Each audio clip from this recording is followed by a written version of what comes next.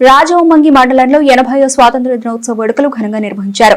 ప్రభుత్వ కార్యాలయాలు, విద్యాసంస్థల్లో జాతీయ జెండాలు ఎగురవేసి స్వాతంత్ర సమరయోధుల త్యాగాలు స్మరించుకున్నారు.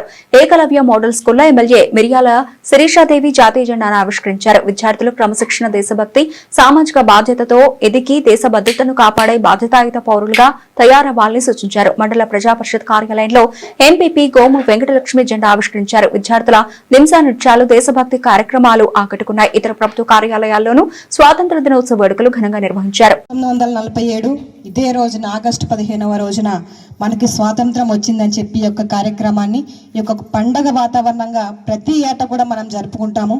దీని యొక్క ముఖ్య ఉద్దేశం కూడా మీ అందరికీ తెలుసు. ఎంతో మంది స్వాతంత్ర సమరయోధుల త్యాగాల ఫలితం వాళ్ళు మరణాన్ని కూడా లెక్క చేయకుండా పోరాడి మన దేశానికి స్వాతంత్రం వచ్చారన్న సంగతి కూడా మీకు తెలుసు.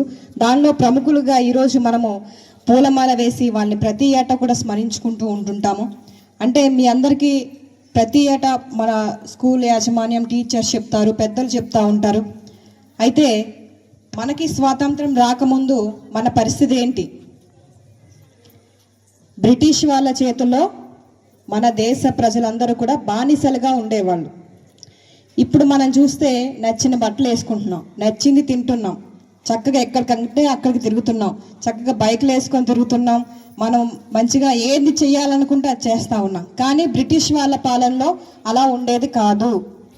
మన పూర్వీకులు వాళ్ళ కింద ఒక పనివారిగా పనిచేసేవాళ్ళు. వాళ్ళు ఏదైనా ఊరు వెళ్ళాలంటే మన వాళ్ళే భుజం మీద ఎక్కించుకొని ఒక వాహనంలాగా మన వాళ్ళే తీసుకెళ్ళి వాళ్ళని ఆ ప్రాంతానికి విడిచిపెట్టేవాళ్ళు. అలా వెట్టి చాకరీ చేయించుకొని కనీసం ఒక రూపాయి కూడా ఇవ్వనటువంటి పరిస్థితి. అలా ఈ రోజుల్లో ఎక్కడైనా ఉందా? లేదు. దానికి కారణం ఏంటి? ముందున్న పెద్దలు, అప్పటి స్వాతంత్ర సమరయోధులు మన కోసం, మన దేశానికి వాళ్ళు స్వేచ్ఛగా ఉండాలి, వాళ్ళు నచ్చింది వాళ్ళు చేయాలంటే ఖచ్చితంగా మన దేశానికి స్వాతంత్రం అనేది రావాలి, బ్రిటిష్ వాళ్ళ చేతుల్లో మన దేశాన్ని విడిపించుకోవాలనేటువంటి ఉద్దేశంతో పోరాడి ఎంతో మంది ప్రాణాలను పోగొట్టుకున్న పరిస్థితి మీకు తెలుసు. కొందరు ఆయుధాలతో పోరాటం చేస్తే మరికొందరు ఎటువంటి హింస లేకుండా పోరాడిన వారిలో ప్రముఖులు ఎవరో చెప్పండి?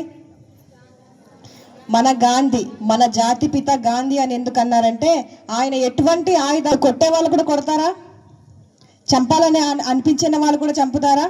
చంపరు. అదే మననైతే ఇక్కడ ఒక టీచర్ ఏమైనా అయితే వెంటనే మన అమ్మ రాగానే మనం చెప్పేస్తాం కదా.